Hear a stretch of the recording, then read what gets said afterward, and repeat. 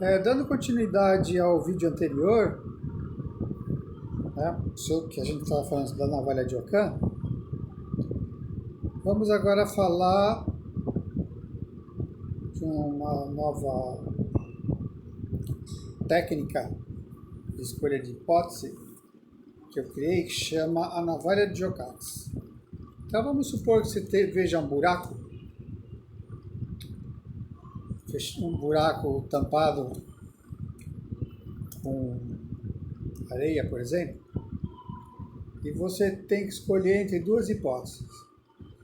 A primeira hipótese é que dentro desse buraco tenha um diamante rosa, uma safira azul e uma pedra de Júpiter, proveniente do planeta Júpiter. A outra hipótese é que dentro desse buraco você tenha uma barata apenas. Então, o que você deveria escolher? Bom, pela navalha de Ockham, como a gente estava estudando, você teria que escolher a teoria mais simples, com menos hipóteses. No caso, buraco a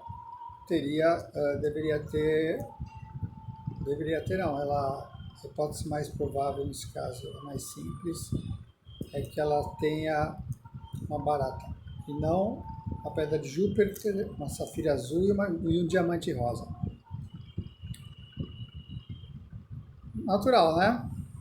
Agora, imagina que você esteja em Júpiter. Qual que é mais provável? Qual que é mais possível desse buraco ter? Um diamante rosa, uma safira azul e uma pedra de Júpiter? Ou uma formiga?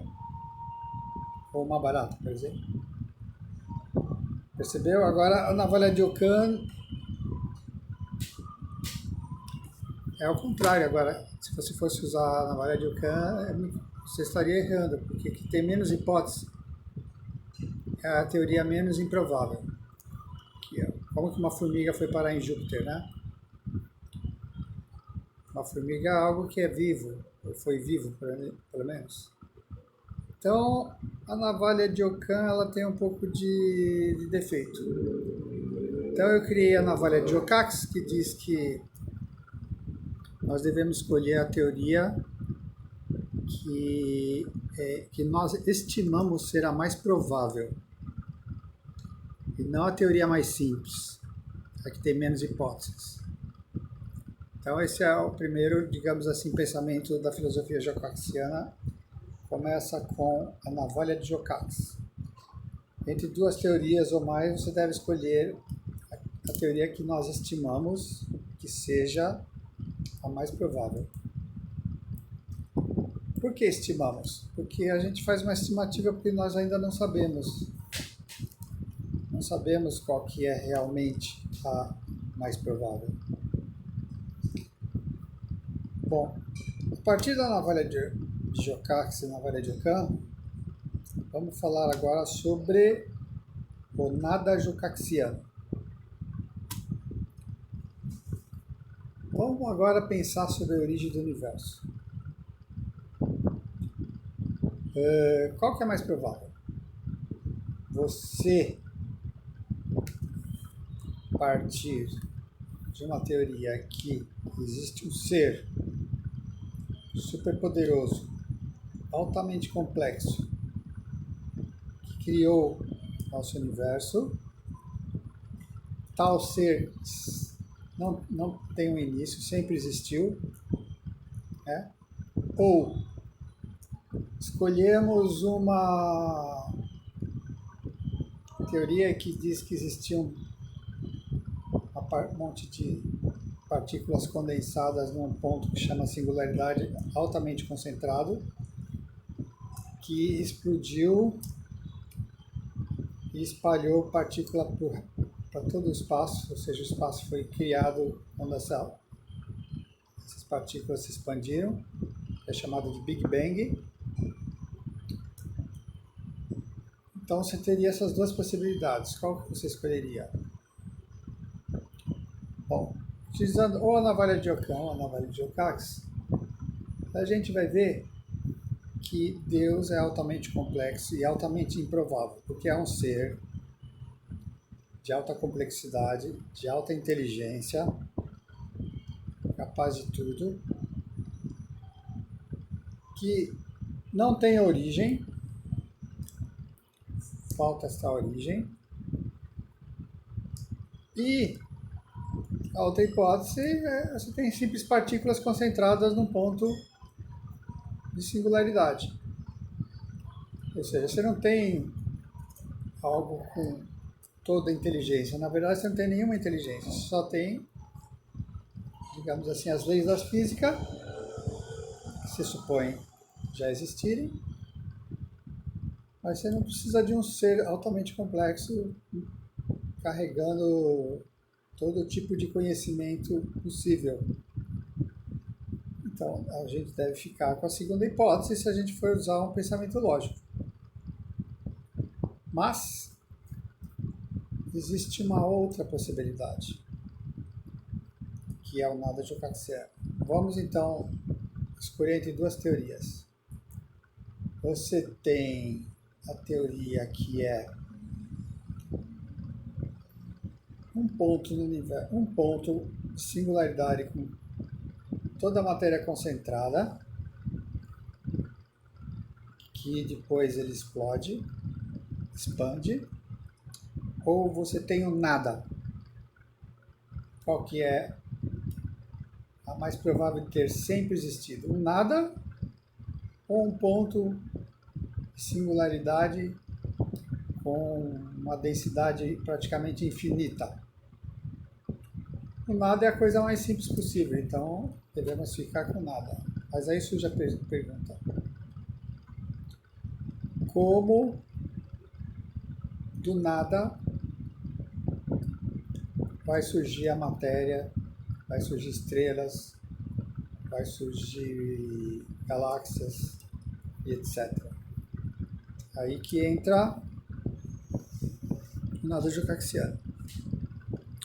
O nada, se você for pensar direito, não pode ter nada.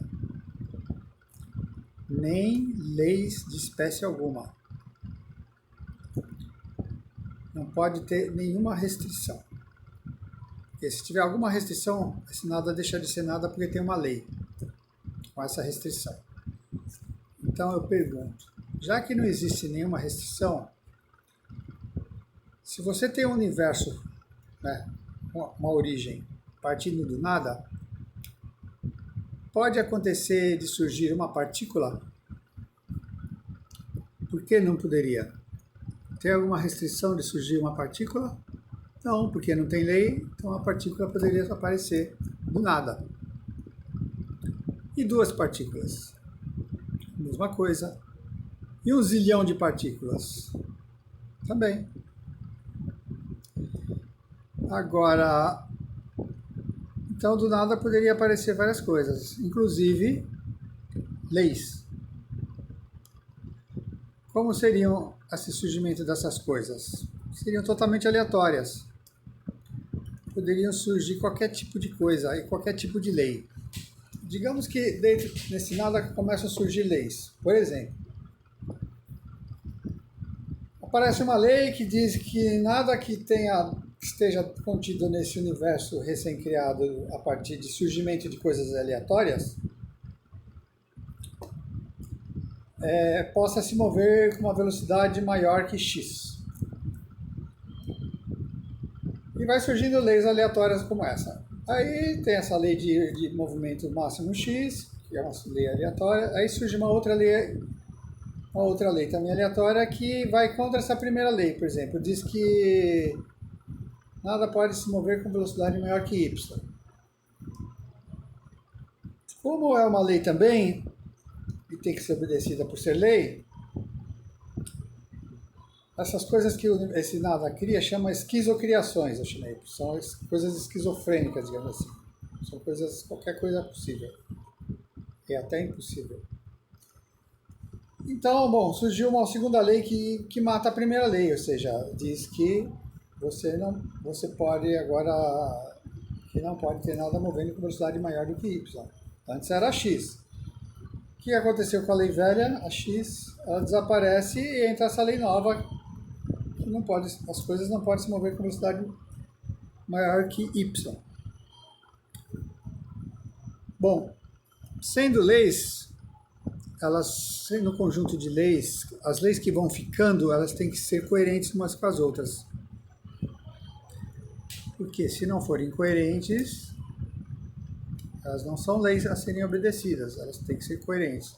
Então vai sobrando, as leis contraditórias, vai sobrando a última, né? Se tem uma lei A que entra em contradição com uma lei B, e a lei B foi a última feita, então a lei A deixa de existir. O que vai acontecer? Você vai tendo um conjunto de leis que são compatíveis umas com as outras.